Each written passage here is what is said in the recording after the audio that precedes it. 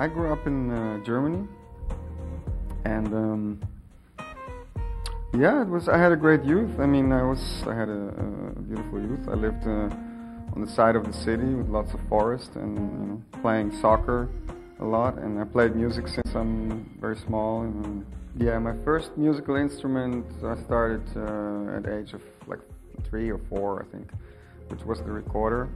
So, and then I started playing all kinds of stuff like electronic organ when I was 7, and I took lessons in that and playing like all kinds of pop tunes. And actually, I wanted to go on with that, but I wanted to take the organ to play with my first band in the rehearsal cellar, in the caves of a friend, kind of. And my mother, she wouldn't let me take the thing out of the living room, so I was so angry with her that I said, okay, I'm never going to play on the thing again, and which I also never did. And I started playing piano, and I started playing synthesizers, and then saxophone I started at the age of 18, and pretty late, for a professional musician, so I had to work hard to kind of catch up. And I started playing right away in bands, pretty much from the first year I played. I played in kind of Glenn Miller big bands, and I actually started getting into saxophone. Like I was listening to Michael Brecker and Bob Berg at that time, Wayne Shorter. Only much later, when I started studying on conservatory, studying jazz, I actually got into more roots, like John Coltrane and Charlie Parker and the roots of jazz. But I was always very much into fusion. I think my biggest mentor is Pat Metheny, even though he doesn't play sax. But it's funny because he was always saying he tried to play guitar like as if he was a reed player, as if he was a horn player. And so there's a horn player, trying to play saxophone like like inspired by a guitar player. That's kind of strange how things go, But that was definitely a big thing for me. Like the early albums of Pat Metheny Group, that kind of spiritual depth in it, and there was something new agey and jazz at the same time, and fusion, experimenting, and then he got into the Brazilian kind of thing, and so I was very inspired by that.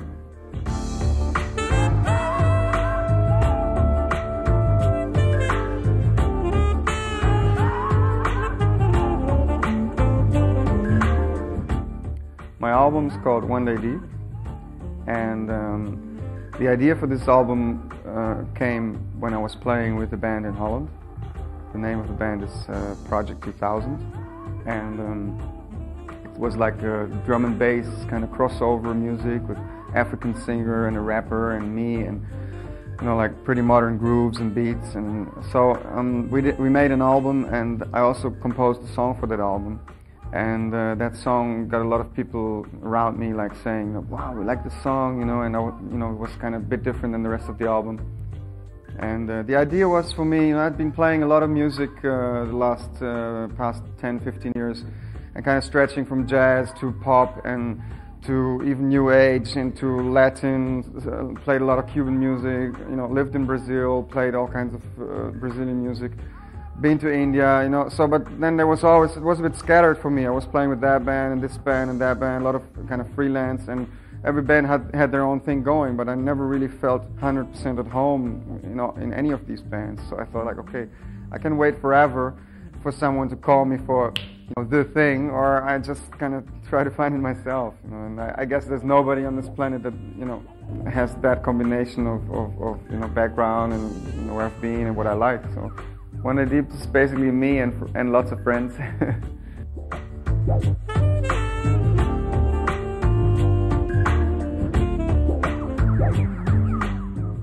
The first single from One Day Deep is called Sigh. It's just something that came up like with groove and thing in the studio, and then I played a sax on it, and it's actually very simple. It's only a few ingredients, but that's the one that everybody likes most here. So.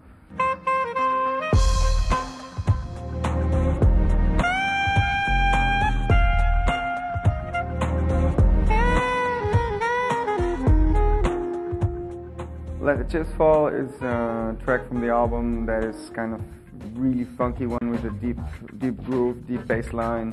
Me on tenor sax. On the end I play a long solo on the soprano. If I look back at my life, things are just happening. I don't know how I get here into this chair. I have no clue. but I know I'm enjoying it, so that's basically the message, you know.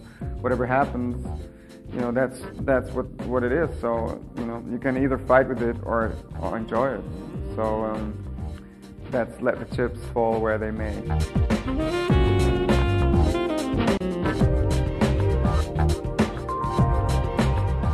Well, inspiration for me is like the most kind of magical, mysterious thing that, you know, one of those mysterious things. It can be anything. It can be a beautiful woman. It can be a funky bass line I hear. It can be, you know, sunset on the beach of Bali, or, you know, anything can be inspiration.